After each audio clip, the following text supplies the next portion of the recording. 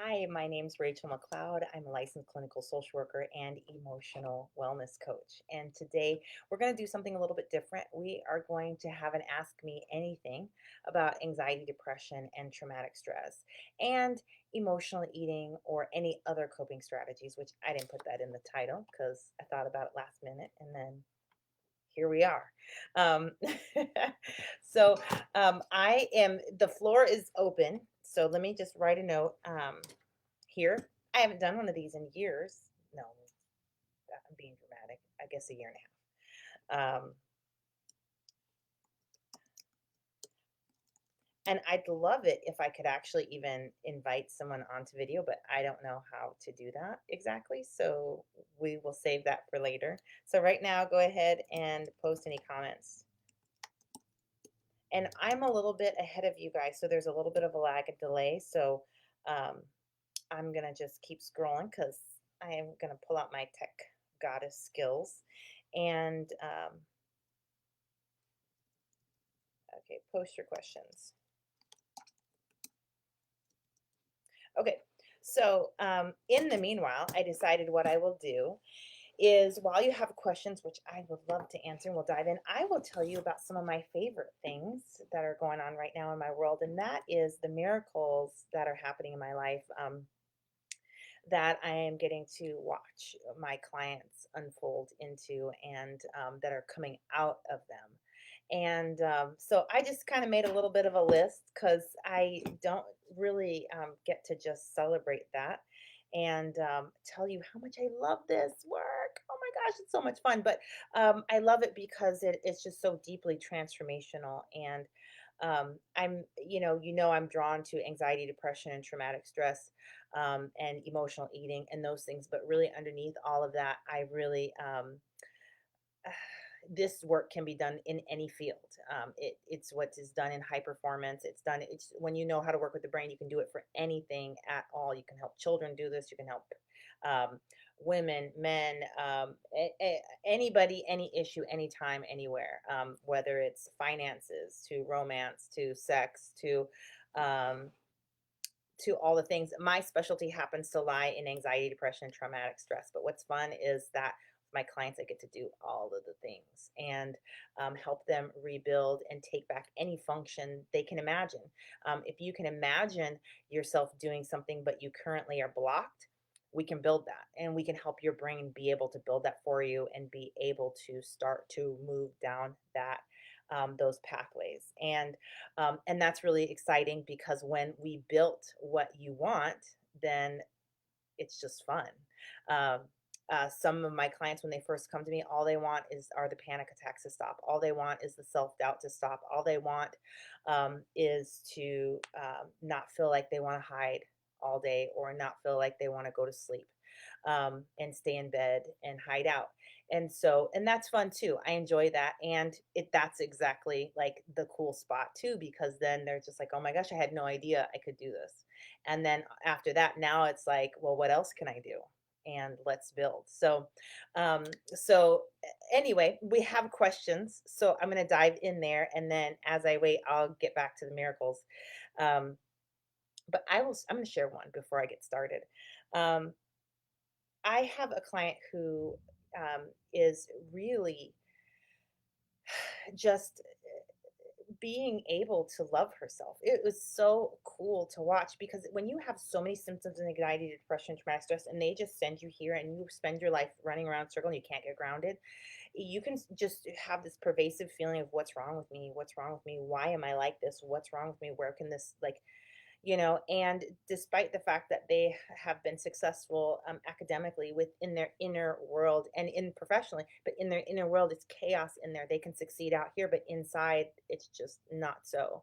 And to start to see the pieces, their brain really start to unravel that stuff and be able to start thinking in a linear fashion without being tossed around, and being able to slow down the racing thoughts and actually get the value and meaning from them, and be able to start appreciating who they are as a person, and what their brain is capable of, and what all these emotions mean, and that they're totally capable of being in that space with themselves. you know it's just phenomenal. And really that was one of the victories that we celebrated in our last session was just the self-love. And I just watched it happen. I just was like, oh gosh, I just had to start cheering. And that's me. Because you don't want to interrupt anybody, but I can't hold that in. Okay. Um, so anyway, that's one of the miracles that I really saw. And it's starting to spread out in their life. They're showing up different in their family. They're starting to say stuff that's like, oh my gosh, I can't even believe I said that. And anyway, I love that stuff. So okay, we're going to dive into questions because we got one. Cassandra says, how do we stay positive when trauma takes over and our brains shut down our bodies? Okay, that's a really great question. And what you're talking about is having trauma take over, right? So I'm hearing flashbacks happening and you going into trauma mode or survival mode, fight, flight, freeze, or faint. And that really does shut your thinking center down and it really derails all of your function so that the only functions you need are based on what your survival center says, and the only ones it needs are the ones it needs to survive. And so we don't need to be thinking. We need to either be running, we need to be falling asleep, we need to be fighting, or freezing and just freezing up, right? And that's a frustrating place to be when your body has shut down and you can think some thoughts, but you really, it's kind of foggy and it's really murky or racing, and you just can't quite you can't get it to work because it's under survival mode. It's under the jurisdiction of a different general, which that general is not logical. It's not, doesn't care what you think, or it doesn't care what you say. Um, and so, really, the truth of the matter is you don't stay positive in that place. And you should not, okay, I just shoulded on you. Okay, so let's back that up. Um, this is not the time to be positive. And that's a hard question statement to make because many people with flashbacks stay in survival mode for a really long time. That's not a place that you could get to be positive, and there's nothing, that's not the function of that part of the brain. When you're in there, it's all about survival, it's not about positivity. Positivity is a function of your thinking center, and so it's not a function of your survival center. And when you're in when trauma takes over, that means you're back there. That means you have traumatic material that hasn't been through the healing pathways yet. And so, since it hasn't been through the healing pathways yet, it's not really in usable human form. Like your brain isn't wired in there; it doesn't understand it. It doesn't. It's all in its original form, and it's unprocessed. And so that means it's painful. And if it's still painful or confusing or intense in those ways, those pre-digested ways or pre-processed, your survival center won't let it through anyway. And that's when like it goes into attack mode and fight mode, survival mode against the traumatic material. So in one sense, your thinking center wants to heal that and bring it in and move it through the pathways, but your survival center is like, no, absolutely not, can't come in here, and we're going into a system lockdown. And and that's really what happens when trauma takes over, is that your survival center has said, we're under attack, hunker down, it's time to survive. So I'm hoping you hear me. In when you're having flashbacks, that's not a time for positivity. When you are being put to sleep because you're in survival mode, or you're running, or you're fleeing, it's not time for that. It's time to work with your survival center. And when you meet the needs of the survival center, it will start to recognize that you're no longer in a state of this, you no longer need that survival strategy. And so it will, once it realizes that, and you can't talk it to that. You can't say, hey, we are not being chased by lions. It doesn't care what you say. It's not a thinking center, it's not a talking center, so you can't talk to it. And this is what we don't understand in our relationships. Many times we're like, stop freaking out. Okay, well, the survival center doesn't care that you just said stop freaking out. It's still decided that it's still dangerous. And so as long as it's made that decision, it doesn't care. So you can say, calm down, be positive all you want. It doesn't care. It's not going to do that. And it's not going to let any other parts of your brain do that. And as a matter of fact, now you got irritability and angry outbursts when people start trying to be logical with you, because it's not a logical center and it doesn't want that part of the brain turned on because it's trying to survive right now. So please stop trying to turn on the parts of the brain that it doesn't want on. like your thinking center. It doesn't want that part on.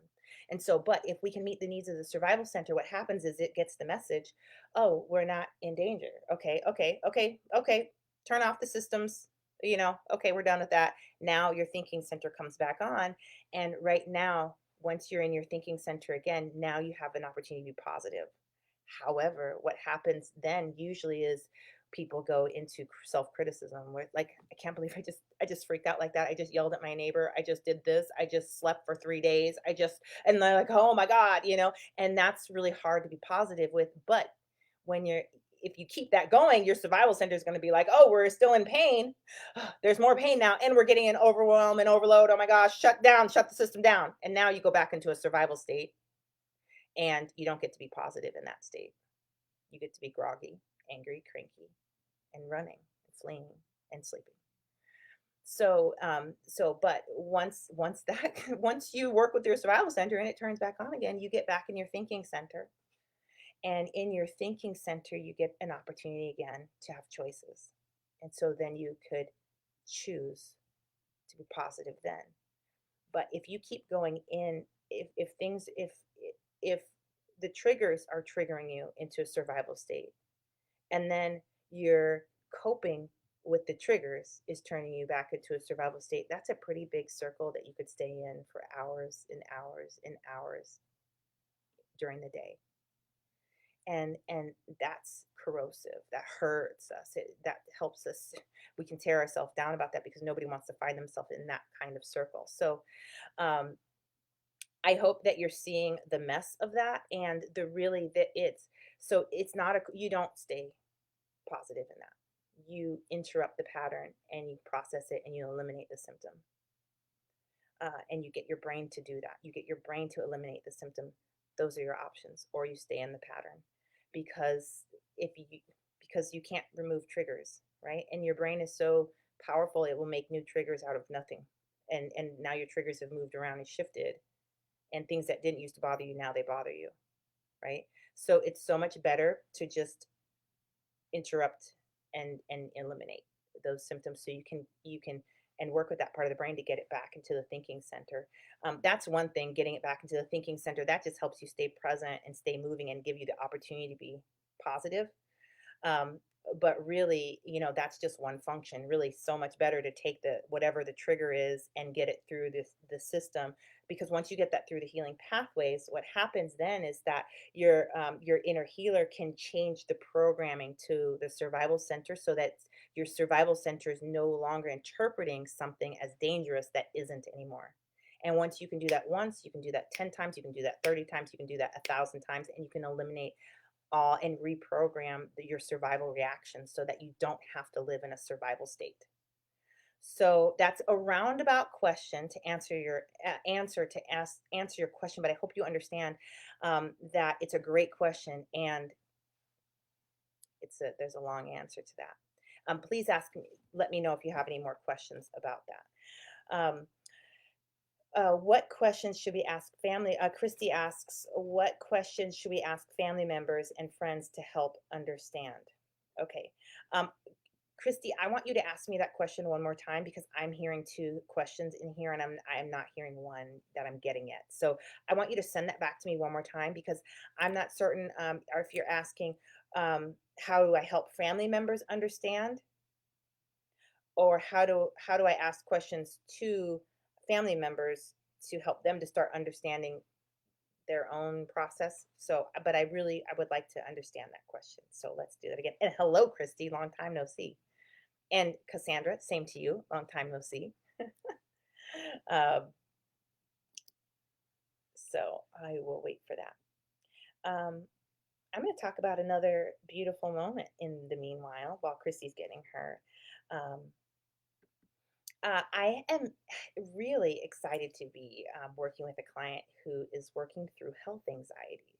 Um, she has been having panic attacks for years, about her health and about her body, and it has been really, really, really fun to see her interrupt those panic attacks and to really help her start rebuilding trust with her body. And it's really been fun because she's getting so much of her time back. I mean, it's like if anything could trigger the anxiety, right? Like a mild headache or a shoulder spasm or anything, right? And so she's spending so much time being triggered and being afraid to look and being afraid to feel and just triggered. And so it's really been fun to watch because she's coming on now. She's like, oh, this week was really easy. And I'm navigating this stuff so much better. And I've had a couple of twinges, but it really hasn't been too difficult. And I'm like, yes. I mean, this was system shut down for hours on hours all day, and just to see her get her time and her life back is just really, it really does it for me. Um, okay, I haven't heard your question yet, Christy, so I don't know if you're there. So let me see if I can. I'm going to make up a question because I don't quite understand the one you're asking, so I'm going to make it up. Um, how can we ask family members and friends? What questions can we ask? Hmm. How can we help family members and friends understand? Okay, that's the question I'm going to go with. Um,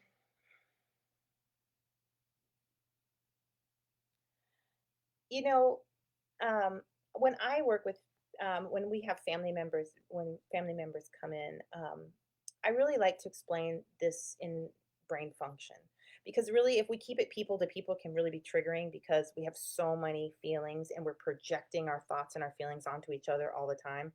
And that's like the beauty of family, but that's like the hard part of family and friends. But because you're not always dealing with your reality, you're sometimes dealing with what their internal beliefs about your reality, and that can be really frustrating and really hard. And so to move out of that, I like to just explain things in brain function form. I like to explain the survival center. Okay. Yes, I like to explain the survival center and how that works, and I like to give examples like um, when I like to make these very specific to the client to help the translation so that they meet in translation, right? And so let's say I have a client who is becoming very irritable and argumentative, or maybe going into rage, right? Really, a lot of times when people go into rage, people just see anger, right? And so I really try to help people understand this is a survival state issue, and then I will teach people strategies to work with the survival center. And those ones really are, I tailor those to the client because family members can really be helpful to working with a client's survival system and help them to um, return them to proper brain function. Sometimes that works. Sometimes it's really got to be in the client's hands. They need to have that control and they won't let anyone help them. It's a real thing. Been there, done that. I have no stones with that whatsoever. Um, but but I don't feel like I really empower them with that because when we're here, this is not a time for logic. This is a time for strategies that work with the survival center, which are lots of things like soothing, self-soothing. It's what we do with babies. When you're in a survival center, you might as well do everything you do with a baby. You hold them, you rock them, gosh, this is really painful. This is a lot of pain, right? You're using words of affirmation, you're speaking about their experience to them, you're patting them, and you're rocking, right? We don't do this with adults, right? But this is actually, if you did this with adults, I probably wouldn't have a job because that's how that part of the brain is wired. It doesn't care what you think. It really cares about the body. Is the body safe? Patting and rocking really help the brain realize you don't do this when tigers are chasing you.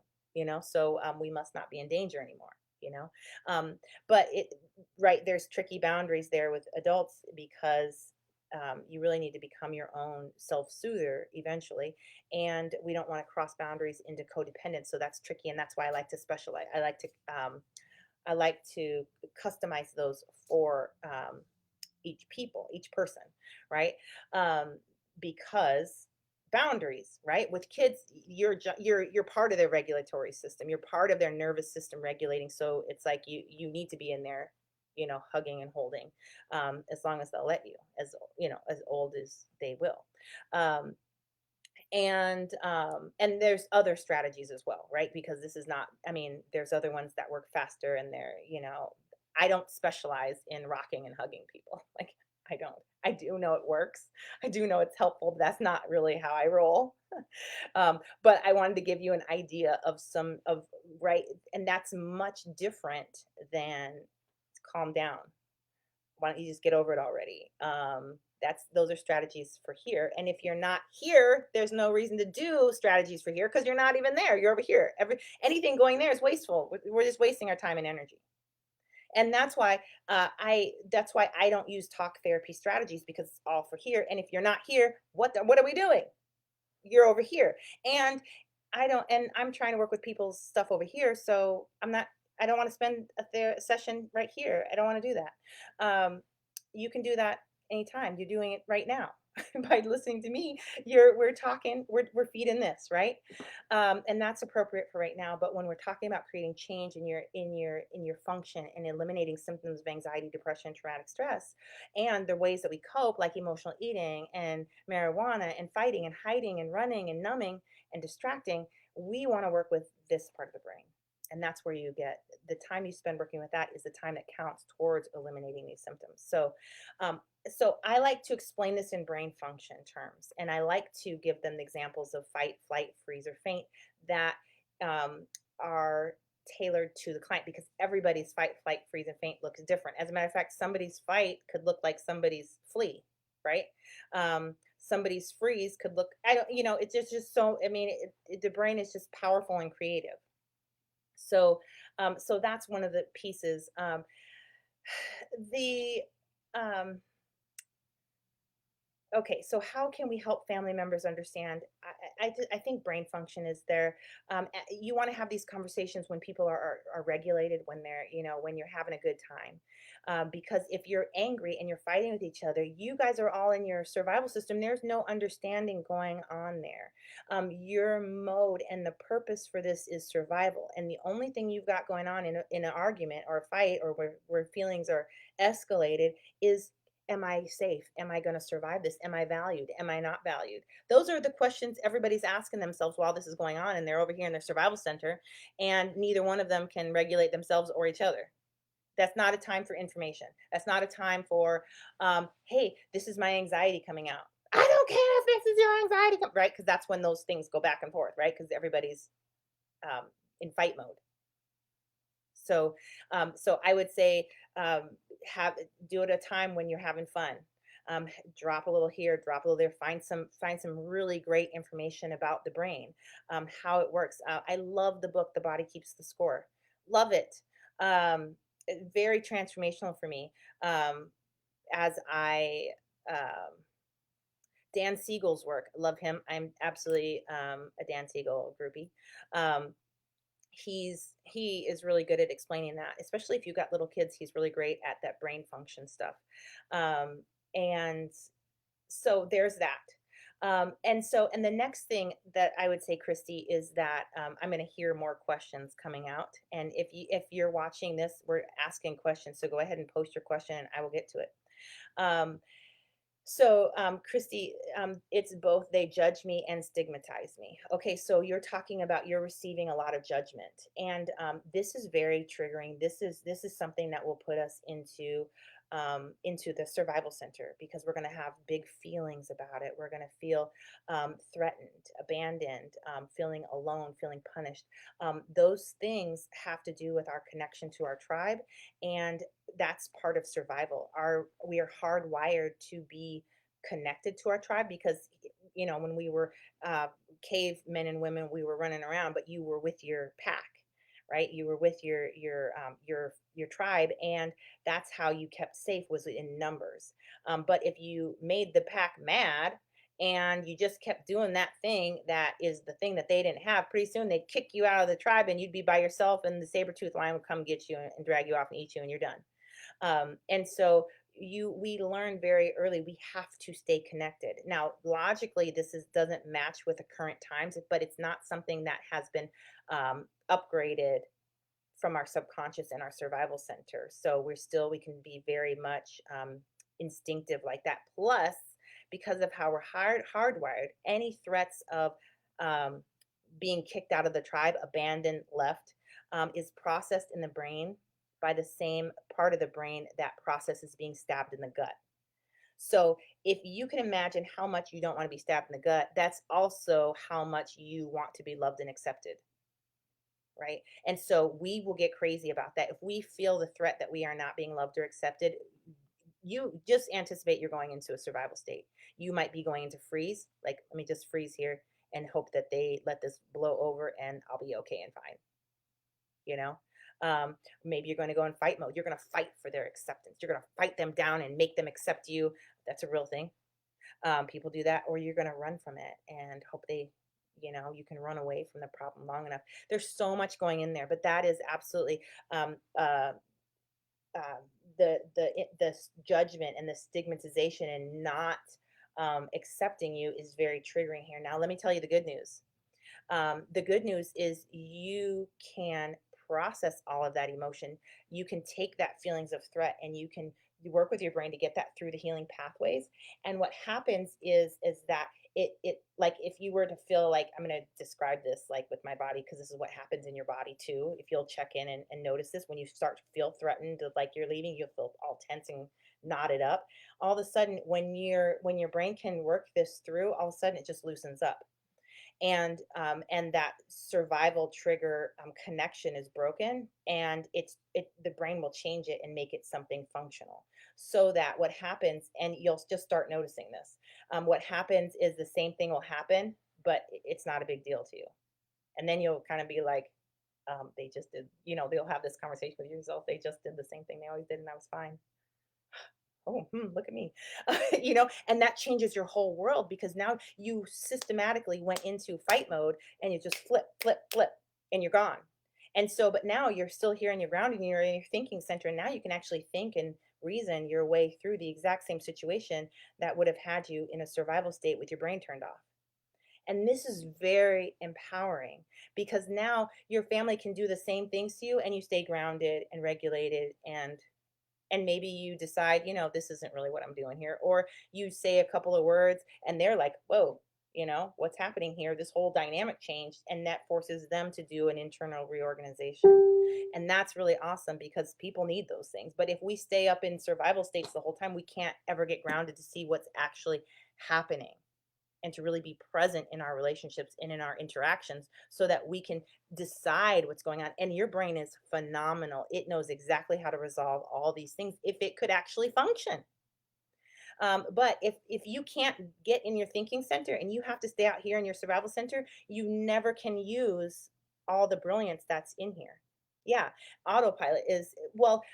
The thing is that your autopilot is your subconscious setting, right? But when we're talking about moving these triggers and eliminating the connection between the trigger and the survival reaction, once you can have the trigger without the survival reaction, it gets to go through your normal thinking processes. And this happens at lightning speed. So you're actually in the moment like a regular person, like you've been doing it for a long time. And as it does this, it upgrades your survival, your subconscious mind, which is where your autopilot is.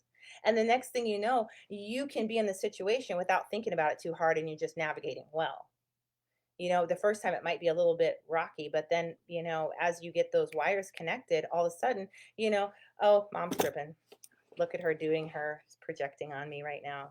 Okay, are you done yet? Okay, no, we're not done yet. Okay, all right. Well, why don't you call me back when you've, got all your feelings sorted out, and we'll continue this conversation. You know, I love you. Bye.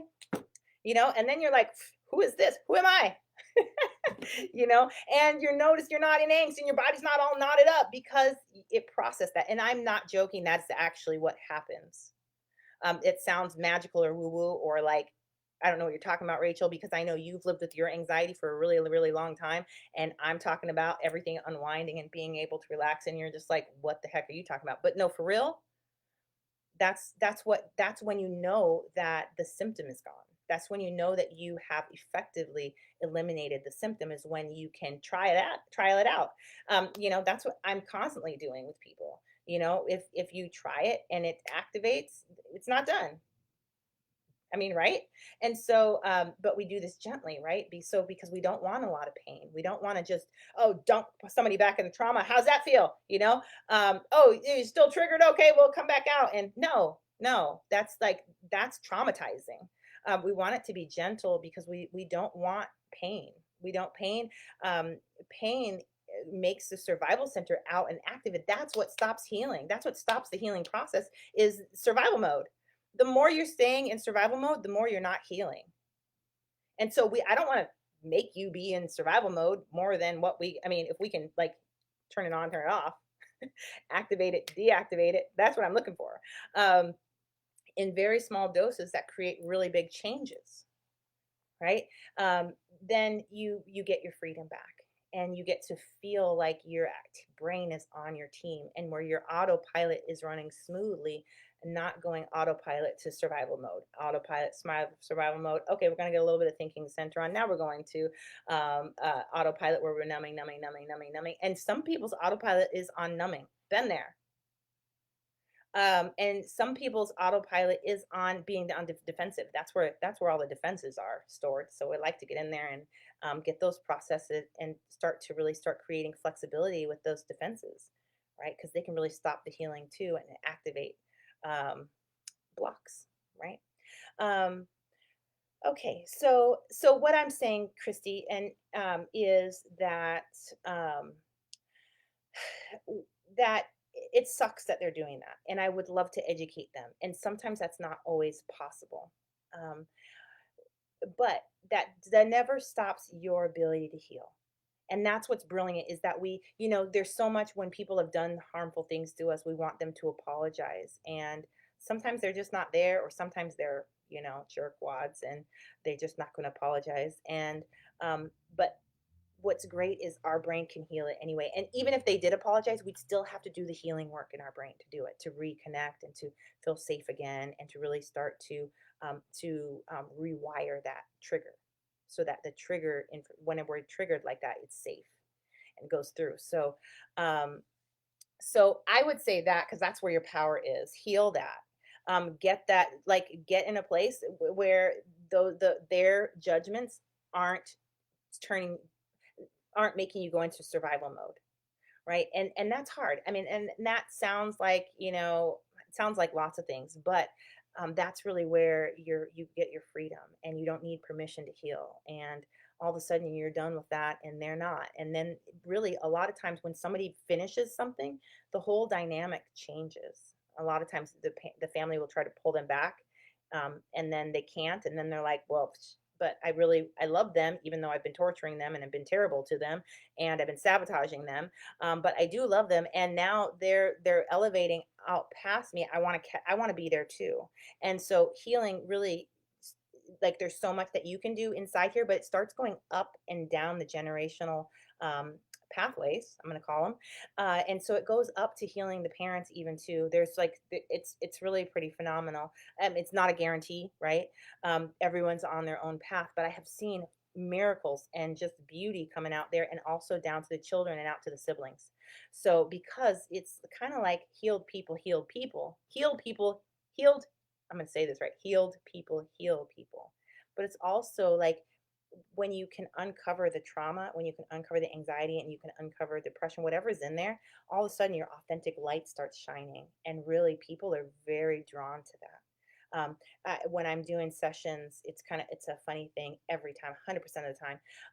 I'll be working with one of my clients, and I do this online, and so they're in their homes, and I'm kid friendly.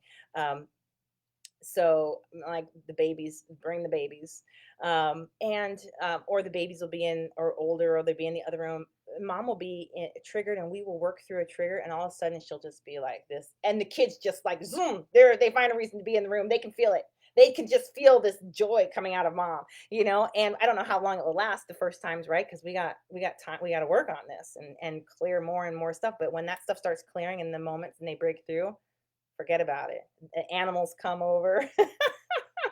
But that's the deal, is that when you've done the majority of your project, right, and you've taken off the stuff that's really covering your authentic self, and you're shining, this has a huge effect on your environment. And it's definitely one of the most powerful thing you can do for your children. And I would also say for the people around you. So, sometimes the answer is just do your healing and rise above the plane of suffering and see what happens. Sometimes that's when it just becomes old, or I could go. I really probably could do a live about that all in of itself, because I just saw myself. I was like going off. I got more to say on that. But we are at 35 minutes. And if there's another question, I will answer that. But if not, I'm going to go ahead and jump off. Um, let's see. Oh, while I'm waiting for my next question, I'm going to tell you about a theme I've been having in clients that have been coming to me right now, which I really have loved it. And the theme is people being able to care for others, but not being able to do self care for themselves. They have motivation to serve other people and to do other things like show up to work on time, do this, do that, but they can't take care of themselves. And things like not being able to, brush their hair regularly, or like at work they will, but at home they're like, nothing, no shower, no nothing. The or Like just not being able to take proper care of themselves, like they're gaining a bunch of weight, um, laying down on their couch all the time, except for when the kids are home, right? And now the kids are home, so now I have motivation to do this, and then everyone leaves, and it's just power down. And this has been really, really fun, because to me, this when we're in families where there's this is typically a complex childhood trauma thing, and right now it is. That's the theme of the clients coming to me at the moment. And what happens is, when we're little itty bitties, we are trained to look outside of ourselves. We're trained to, in order, like, mom's not well, dad's not well, maybe there's addiction, mental health stuff, um, generational trauma, those sorts of things, and they're not okay. So instead of being able to spend time in our own inner world and figuring out how all this works, we become masters at making sure mom is okay, and make sure she stays stable, and then we need make sure dad stays stable, and make sure they don't fight too much, and and we begin to watch outside of ourselves, and we don't get to spend the time in our inner world, maybe with imaginative play or all those things. So we never learn how this functions, and we became associated with taking care of other people, and with the absence of taking also care of ourselves. So that imbalance is shows up in all sorts of ways. And so this has been really, really fun to work with, because we need to be able to take care of ourselves. Um, it's just really been phenomenal to see people be able to start washing their hair, start taking care of themselves, start to find internal motivation, start to stand up for who they are, not necessarily with anybody else, but just inside, and to start to matter to themselves, and to start to um, just start to learn how this thing works inside here, and that it matters, and it's important, and that all roads lead here, and that we can live from here and not have to live from what everyone believes we should be like. I feel like sometimes, we're um, the expectations are what everything hooks up to, right? You're hooking up your motivation to expectations. So expectations are motivating you, or the cultural standards and norms, or other people's desires for you, or other people's needs are what motivate you. But nothing's hooked up to the self. And so that has been a really fun project, to start helping these people start connecting to the self. All roads leading in and then out, right? I mean, in and out. That's that balance, or that yin and yang. That anyway. So that has been a really pretty miraculous, wonderful project to work on, and each one of them are in different stages of that, but we're getting results, and it's really fun. So I think that's gonna be all. So, I I'm not seeing any more, and this was very juicy. There's only 2 questions, but we got to 39 minutes. So, um, thank you for joining me. Let me tell you this. If this is something, if you're hearing what I'm talking about and feel like this is exactly the kind of work you want to be doing, and you want to know how to start doing that and to get moving on that path, I invite you to book a call with me, grab a spot on my calendar, and let's talk about it. I'll spend an hour with you to help you figure out where. where you're stuck, where to get unstuck, and what your goals are, not where to get unstuck. We're going to do that too, but and then create a plan to get you there. And I have recently taken on a teammate. So there's two of us doing this, and she's fabulous. She's empathetic. So you might talk with me, you might talk with her. Um, and but we will spend that hour with you to help you get on your path. And if that includes me, and I can help you with that, we will absolutely show you how what that would look like. And if not, that's okay too. We want to get you moving. That's the most important thing, is that we heal. We need all the lights shining bright, all of us. We If we're stuck in freeze mode, we're not good to ourselves or our family. If we're stuck in fight mode, we're tearing the most important things down around us, and that hurts. And if we're in flight mode, we're running from everything. And you got your inner critic in there talking about you because she's mad because she doesn't want to be running from everything, but you're off and running because your nervous system has been hijacked, and you have to run. Maybe you have to jump in your car and drive around the city, or drive to that other city and back. you know I've seen it. This is what we do. And done it. Not the driving one, but yeah, I've had some good running times, running away from things. So, but we can absolutely get this stuff back, and we need to.